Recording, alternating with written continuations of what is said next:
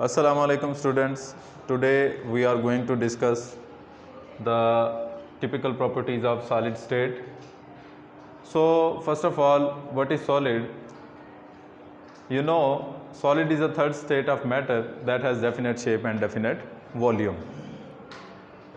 Its molecules are very close to one another and molecules are closely packed. ये बेटा हम already पढ़ चुके हैं कि लिक्विड सॉलिड जो है थर्ड स्टेट ऑफ मैटर है जिसकी डेफिनेट शेप भी होती है और डेफिनेट वॉल्यूम भी होता है। इसके मॉलिक्यूल एक दूसरे के बिल्कुल क्लोज होते हैं और मॉलिक्यूल क्लोजली पैक्ड होते हैं। क्लोजली पैक्ड होने की वजह से इनका जो प्रॉपर्टीज़ हैं वो दूसरी स्टेट्स ऑफ मैटर यानी कि सॉलिड और गैसेस और लिक्विड से क्वाइट क्या होंगी, डिफरेंट होंगी, और उनका जिक्र हम यहाँ पे आज करेंगे। And the intermolecular forces are so strong that particles are motionless. मतलब कहने का ये है कि बेटा क्लोजली पैक्ड होने की वजह से इनमें इंटरमॉलिक्यूलर फोर्सेस जो होंगी वो बहुत ज़्यादा स्ट्रॉन्ग होंगी और बहुत ज़्यादा स्ट्रॉन्ग होने की वजह से ये पार्टिकल्स जो हैं वो मोशनलेस होंगे as compare to gases and liquid. They can not diffuse. वैसे आपको पता है कि गैस और लिक्विड की प्रॉपर्टी थी कि गैस के मॉलिक्यूल और लिक्विड के मॉलिक्यूल डिफ्यूजन का प्रोसेस या डिफ्यूजन की प्रॉपर्टी शो करते थे, बट सॉलिड मॉलिक्यूल में डिफ्यूजन वाली प्रॉपर्टी शो नहीं होती और they can not diffuse from higher concentration to lower concentration. And particles of solid have vibrational motion. जिस तरह से आपने बताया था कि जो गैस के मॉलिक्यूल्स हैं उनमें रैंडम मोशन होती है और लिक्विड के मॉलिक्यूल में कंटिन्यूस मोशन होती है, बट सॉलिड के जो मॉलिक्यूल्स हैं वो वाइब्रेशनल मोशन होगी। जाहिर सी बात है कि आप किसी सॉलिड को या किसी आयरन को, किसी भी मेटल को आप क्या करते हैं बेटा, मेटल सॉलिड्स में आ जाती है, आप उसको जब हिट करते हैं तो उसके मॉलिक्यूल्स वाइब्रेट करना स्टार्ट कर देते हैं। तो इनके पार्टिकल्स के दरमियान, मॉलिक्यूल्स के दरमियान जो मोशन होगी यानी कि थोड़ी बहुत मोशन होती है और वो मोशन क्या होगी, वाइब्रेशनल मोशन होगी। अब यहाँ पे हम टिपिकल प्रॉपर्टीज़ ऑफ सॉलिड को बताएंगे कि what are the typical properties of solid. The main properties which we are going to discuss here, melting point, rigidity and density. तो सॉलिड की यहाँ पे बहुत सारी प्रॉपर्टीज़ हैं, लेकिन मेनली आपके चैप्टर में जिनको यहाँ पे एक्सप्लेन किया जाएगा वो है मेल्टिंग पॉइंट, रिजिडिटी और डेंसिटी। रिजिडिटी बेटा क्या होती है, क्योंकि आपको पता है कि मॉलिक्यूल्स सॉलिड हैं और सॉलिड क्या होते हैं बेटा, सख्त होते हैं। मतलब इनके दरमियान जो एम्प्टी स्पेसेस होती हैं वो बिल्कुल ही क्या होती हैं, कम होती हैं, क्योंकि मॉलिक्यूल जो हैं वो क्लोजली पैक्ड होते हैं। तो पहली प्रॉपर्टी जो कि मेल्टिंग पॉइंट है, इसको यहाँ पे हम डिस्कस करेंगे कि मेल्टिंग पॉइंट क्या होता है और इसको डायनामिक इक्विलिब्रियम कैसे मेंटेन होता है लिक्विड और सॉलिड के दरमियान। और हम यहाँ पे कुछ सॉलिड की एग्जांपल देंगे, आयनिक और कोवलेंट सॉलिड्स क्या होते हैं और उनका मेल्टिंग पॉइंट क्या होगा। और फिर उसके बाद हम यहाँ पे प्रोसेस को एक्सप्लेन करेंगे कि मेल्टिंग बेसिकली होती किस तरह से है और किस टेम्परेचर पे होती है। तो फर्स्ट ऑफ ऑल हम यहाँ पे एक्सप्लेन करेंगे व्हाट इज़ मेल्टिंग पॉइंट, कि हम यहाँ पे बताएंगे बेटा आपको द टेम्परेचर, ऐसा temperature at which a solid start melting, यानी इस टेम्परेचर पे सॉलिड जो है वो मेल्ट होना स्टार्ट हो जाता है एंड को एग्जिस्ट डायनामिक इक्विलिब्रियम। और यहाँ पे एक डायनामिक इक्विलिब्रियम इस्टेब्लिश हो जाता है। डायनामिक इक्विलिब्रियम कैसे इस्टेब्लिश होगा बेटा, कि जब भी आप सॉलिड को हीट करोगे यानी एक ख़ास टेम्परेचर के ऊपर ये सॉलिड जो है वो मेल्ट होना स्टार्ट हो जाएगा और मेल्ट होकर किस में कन्वर्ट हो जाएगा बेटा, लिक्विड में कन्वर्ट हो जाएगा। तो ये एक डायनामिक इक्विलिब्रियम है और इस पॉइंट पे, इस टेम्परेचर पे ये दोनों स्टेट जो हैं वो को एग्जिस्ट करेंगी। मतलब ये है कि सॉलिड जो है वो लिक्विड में कन्वर्ट हो जाएगा मेल्ट होके।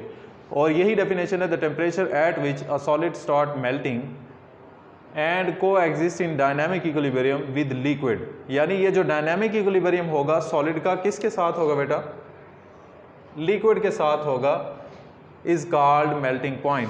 और ये एक ख़ास टेम्परेचर पे होगा और उस स्पेसिफिक टेम्परेचर को आप किसका नाम देंगे, मेल्टिंग पॉइंट का नाम देंगे। और आप इसको एब्रीविएट कर सकते हो MP से। तो यहाँ पे देख लें कि सॉलिड है वो आपने उसको टेम्परेचर पे मेल्ट किया, मेल्ट करने के बाद वो लिक्विड में कन्वर्ट हो गया। यहाँ पे इन दोनों के दरमियान जो है डायनामिक इक्विलिब्रियम क्या हो गया, इस्टेब्लिश हो गया। उसके बाद यहाँ पे वो दो सॉलिड्स की एग्जांपल देता है कि आयनिक solid and covalent solid make network structures.